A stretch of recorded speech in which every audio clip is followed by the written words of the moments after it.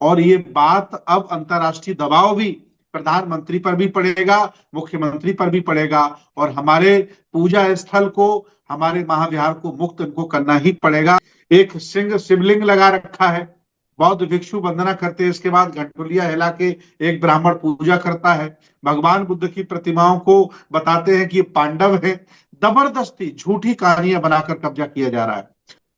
अयोध्या में मुझे मेंबर बना लिया जाए, अक्षरधाम में मुझे सदस्य बना दिया जाए, मैं 1,000 बौद्ध भिक्षुओं के नाम दे रहा हूं। अरे भाई, हमारे यहां जब तुम घुस आए हो तो अपने मठों में भी हमें घुसाओ ना। अपना सुरक्षित रखना चाहते हो, और जो देश विदेश से दान आ रहा है बुद्ध के नाम से उसे लूटना चाहते हो। अब ये लूट नहीं चलेगी। नमस्कार, मैं शंभू कुमार सिंह और आप देख रहे हैं नेशनल दस्तक। बोध गया महाबोधि विहार का जो आंदोलन है वो दुनिया भर में पहुंच गया है। अमेरिका में भी लोगों ने प्रोटेस्ट किया। मेरे साथ भंते सुमित रत्न हैं जो धम्म के लिए लगातार दुनिया भर में भ्रमण करते हैं। फिलहाल बोध गया में भी गए थे, ये तस्वीरें देख लीजिए, धरना पर भी बैठे थे।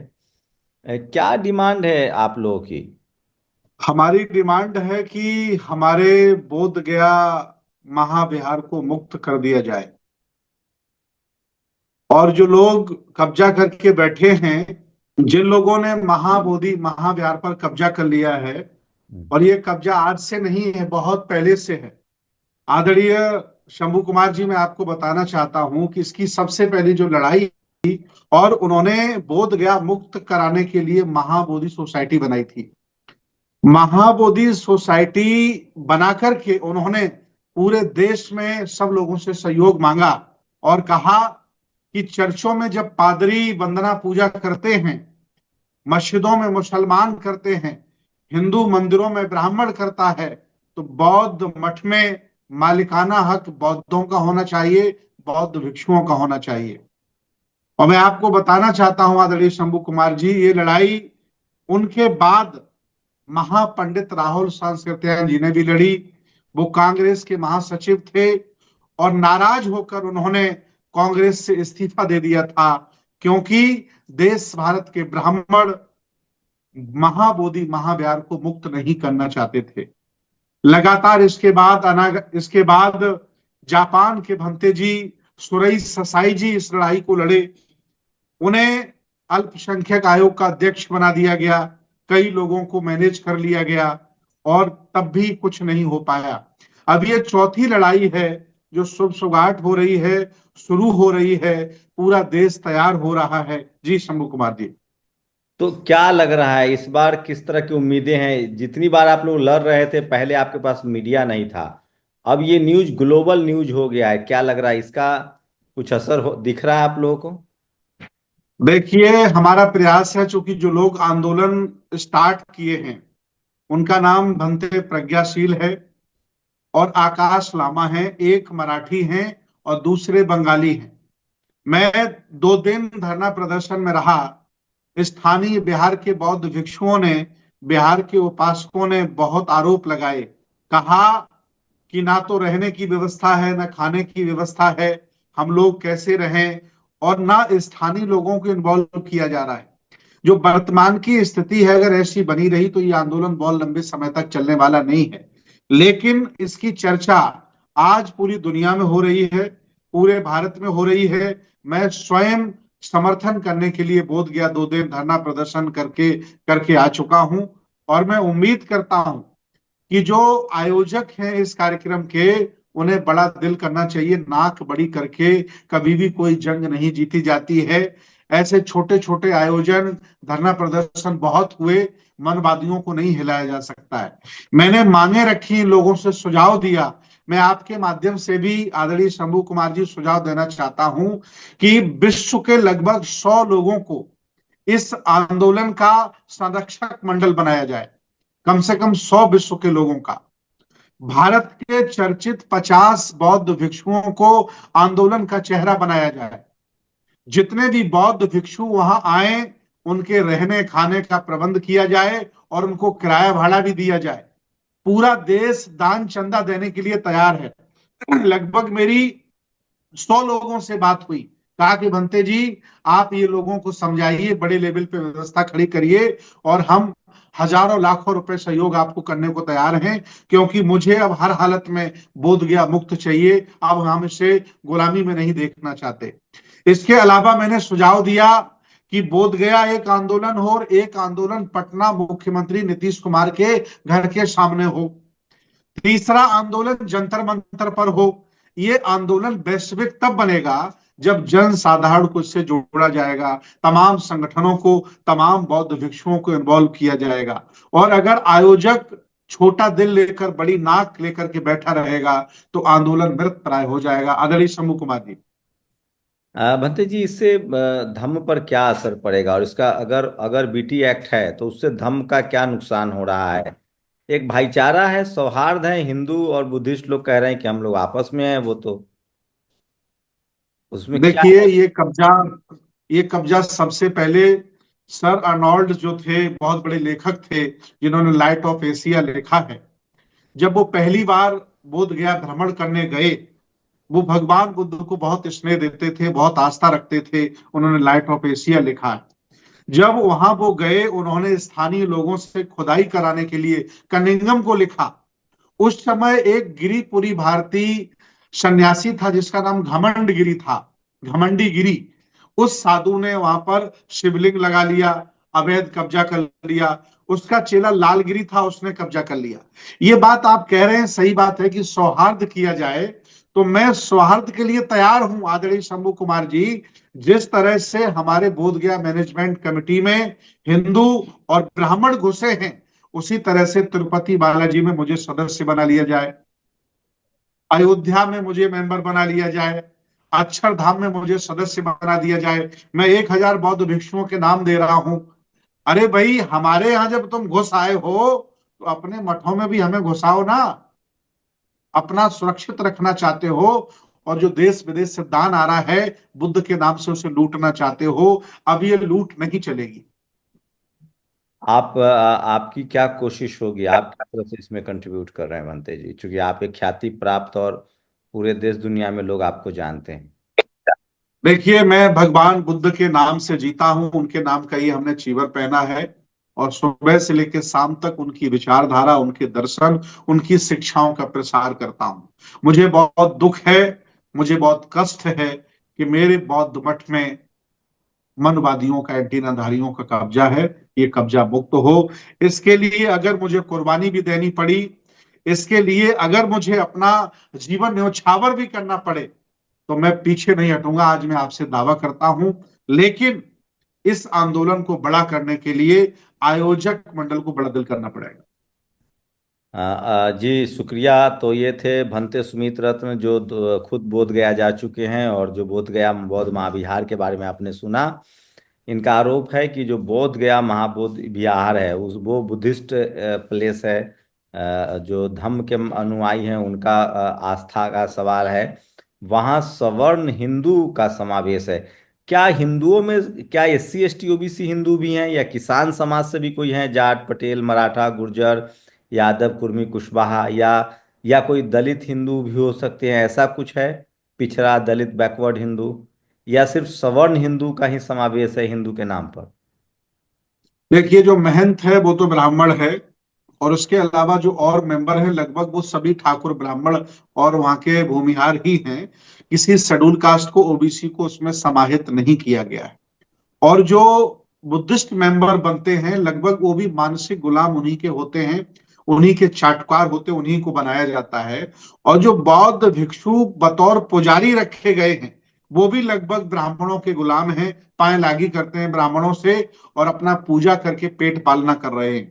ये बहुत ही दर्दनाक घटना है, बहुत ही दुखद बात है कि बौद्धों के मठ पर जबरदस्ती इन्होंने कब्जा करके रखा है।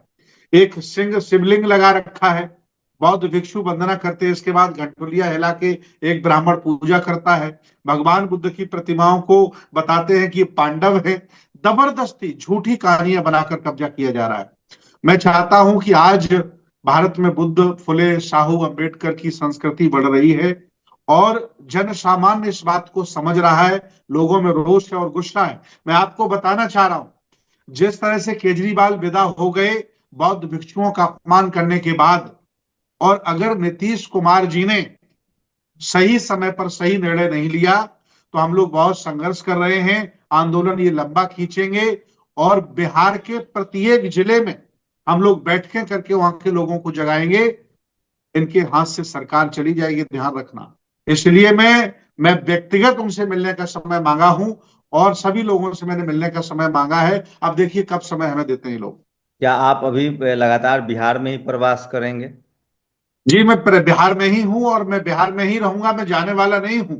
मैं रणनीति बना रहा हूं, इसका बैठ के इसका प्लानिंग कर इसका रहा हूं। ऐतिहासिक महत्व क्या है, अगर बोध गया महाबोधि बिहार की बात करें तो?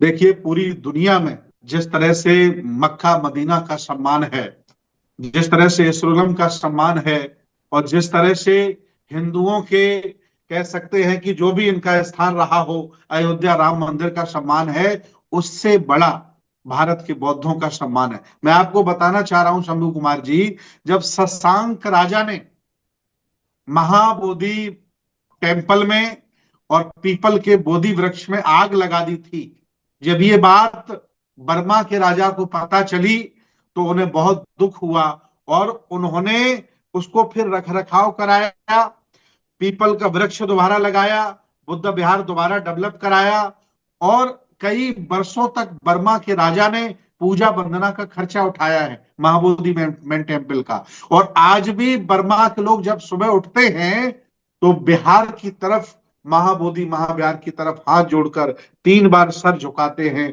तब अपनी दिनचर्या स्टार्ट करते हैं।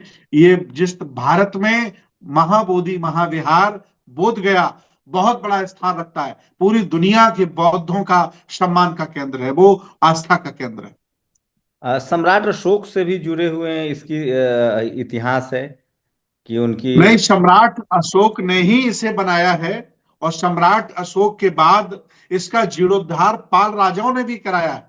जब हमने इतिहास खंगाला, जब मुझे पता चला, तो जो पश्चिम बंगाल से लेकर के उत्तर भारत तक जो पाल राजाओं का साम्राज्य था, अनुग्रह पाल, श्रीपाल, रामपाल, राम गोपाल, गोपाल पाल, ये सब पाल राजा थे। इन्होंने तक्षशिला, नालंदा, उदंतपुरी, विक्रमशिला के साथ साथ महाबोधि महाविहार का भी जीर्णोद्धार कराया है। ये स्थान कई बार ध्वस्त किया गया, कई बार तोड़ा गया, लेकिन फिर भी इसको सम्मान मिला और ये जिंदा आज हमारे बीच में है।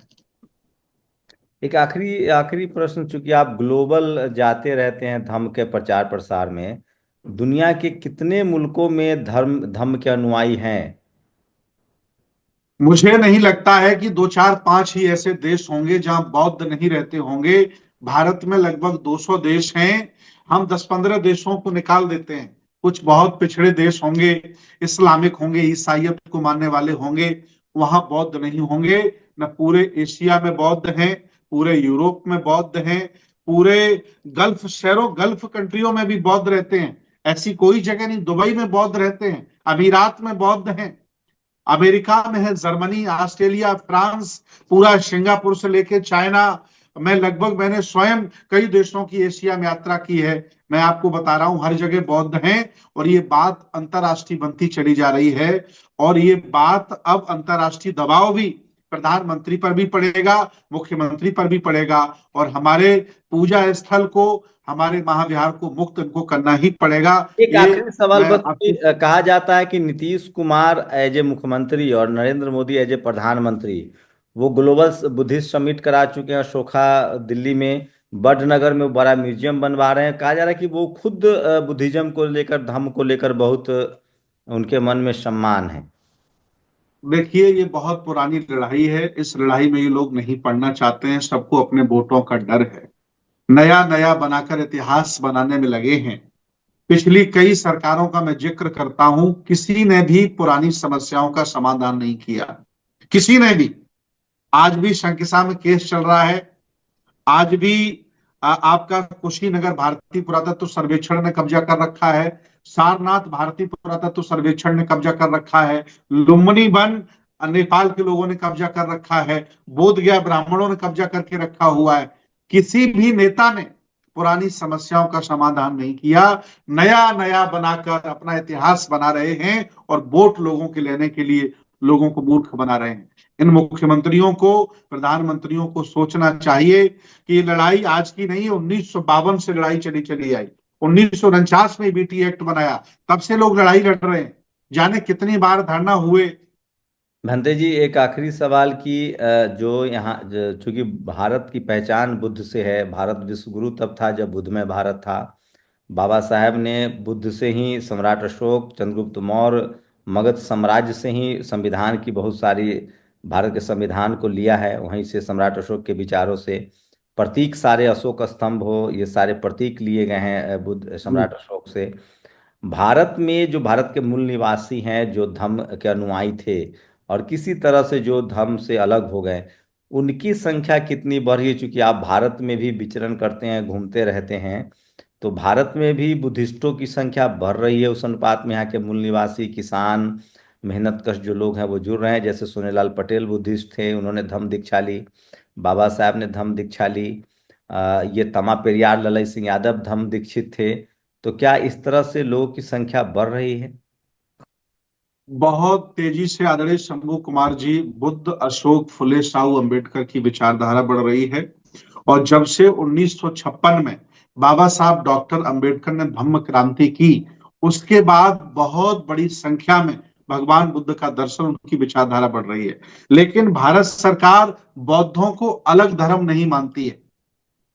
देश भारत का ब्राह्मण और हिंदू बुद्धिज्म को हिंदुज्म का पार्ट मानता है, जबकि मैं ये कहता हूं कि वर्तमान का हिंदुज्म बुद्धिज्म का पार्ट है। हमारे महायान शाखा की एक नई सफलतम, या कह सकते हैं बदली हुई शाखा हिंदू धर्म है। लेकिन जबरदस्ती इन्होंने न मुझे मैरिज एक्ट दिया है, न पर्सनल लॉ दिया है, न मेरे पास कोई अपना शमशान है। अगर संविधान की भाषा से देखा जाए तो मैं हिंदू धर्म की शाखा, बौद्ध धर्म का सन्यासी हूं। ये हमारी पहचान है। मेरी लड़ाई ये भी जारी है, पूरा देश के लोग हम मिलकर के लड़ रहे हैं कि भारत को अलग धर्म बनाया जाए। जैसे सिख धर्म, जैन धर्म और बौद्ध धर्म संविधान के तौर इन्होंने हिंदू धर्म का पार्ट बना रखा है, ईसाई और मुसलमान धर्म अलग हैं। तो इसीलिए ये लोग हमारे बौद्ध मठ में भी हिस्सेदारी अपनी करते हैं। इनसे ज्यादा बात करो, जबरदस्ती बताते हैं कि बुद्ध विष्णु के अवतार हैं, जो बिल्कुल अनर्गल है, झूठा है, इसका कोई प्रूफ नहीं है। ये फर्जी बात है। जब बुद्ध अवतारवाद के विरोधी थे तो किसके अवतार हो सकते हैं? बुद्धिज्म में ऐसा ऐसा माना नहीं जाता है।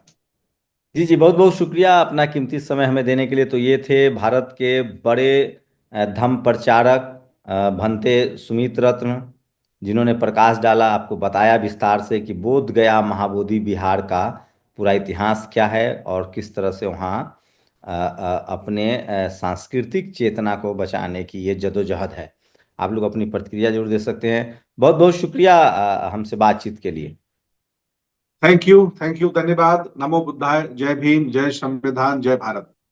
नेशनल दस्तक की आपसे गुजारिश है कि अगर इसको बचाना चाहते हैं तो नेशनल दस्तक को सब्सक्राइब करने के लिए रेड कलर के सब्सक्राइब बटन को दबाएं, फिर बेल आइकन की घंटी दबाएं। नेशनल दस्तक को बचाने के लिए बहुत जरूरी है कि हर खबर को शेयर करें, लाइक करें, कमेंट जरूर करें।